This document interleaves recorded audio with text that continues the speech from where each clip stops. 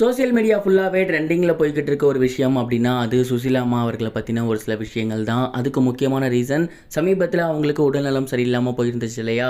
அதுக்கப்புறம் தொடர்ந்து அவங்களோட டே டு டே லைஃப்பில் என்னென்ன நடந்துட்டு இருக்கு அண்ட் கடைசியாக அவங்களுக்கு உடம்பு சரியில்லாமல் போகிறதுக்கு முன்னாடி அவங்க என்னென்ன பண்ணிக்கிட்டு இருந்தாங்க அப்படிங்கிறதெல்லாம் ரொம்பவே ட்ரெண்டிங்காக போய்கிட்டு இருக்கு. அதில் ரொம்பவே முக்கியமான ஒரு விஷயம் என்ன அப்படின்னா சுசிலா அம்மா கடைசியாக ஃபோன் கால் யார்கிட்ட பேசியிருந்தாங்க அப்படிங்கிறது தான். சுசிலா அம்மா முன்னாடி கூட உடம்பு நல்லா இருக்கப்ப நிறைய பேர்த்திட்ட கால் பண்ணி பேசியிருக்காங்க அண்ட் எல்லாட்டையுமே நல்லபடியாக சகஜமாக பழகியிருக்காங்க. ஆனால் ஒன்ஸ் அவங்களுக்கு உடம்பு முடியாமல் போனதுக்கப்புறம் அவங்க மிகப்பெரிய அளவில் யார்கிட்டையுமே ஃபோன் காலில் பேசுகிறதில்ல அண்ட் ரொம்பவே ரேராக தான் ஃபோன் யூஸ் பண்ணிகிட்டு இருக்காங்க. அண்ட் இதற்கு முன்னாடியுமே அதாவது அவங்களுக்கு உடம்பு நல்லா இருக்கும் போது அவங்களோட ஃபேமிலி மெம்பர்ஸ்கிட்ட தான் அவங்க ஃபோன் அதிகமாக யூஸ் பண்ணி பேசிகிட்டு இருந்திருக்காங்க. அதாவது அவங்களால சகஜமாக எந்திரிச்சு நடக்க முடியாது அண்ட் எப்பவும் போல் அவங்களால நார்மலாக இருக்க முடியாது இல்லையா. அந்த ஒரு காரணத்தினால அவங்க என்ன பண்ணுவாங்களாமா அப்படின்னா ஃபோன்லேயே அவங்க எப்பவும் கால் பண்ணி கூப்பிடுவாங்களாமா.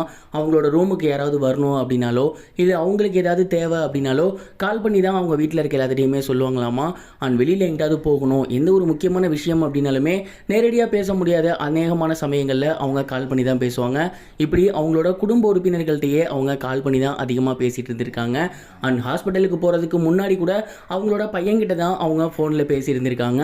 அண்ட் அந்த தொடர்ந்து தான் அவங்க ஹாஸ்பிட்டலில் அட்மிட் ஆகி அண்ட் இப்போ வீட்டுக்கு வந்திருக்காங்க.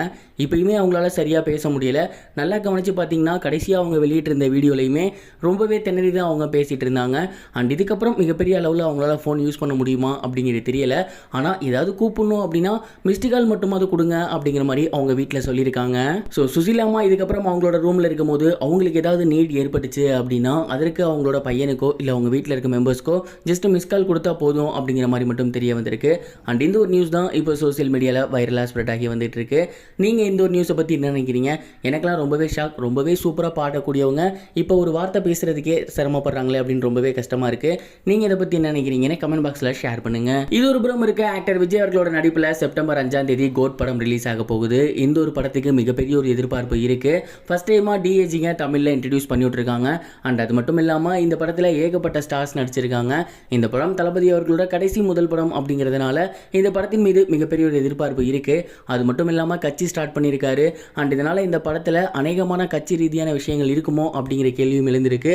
இன்னொரு முக்கியமான விஷயம் விஜயகாந்த் அவர்களை ஏஐ தொழில்நுட்பத்தில் பயன்படுத்தியிருக்காங்க.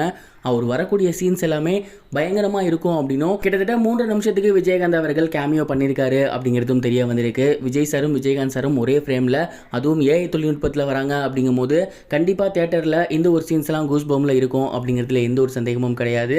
நீங்கள் விஜயகாந்த் சார் திரும்பி வரதை பற்றி என்ன நினைக்கிறீங்க? அண்ட் இந்த படம் மிகப்பெரிய ஒரு வெற்றி பெறுமா? உங்களோட தாட்டை கமெண்ட் பாக்ஸில் ஷேர் பண்ணுங்க.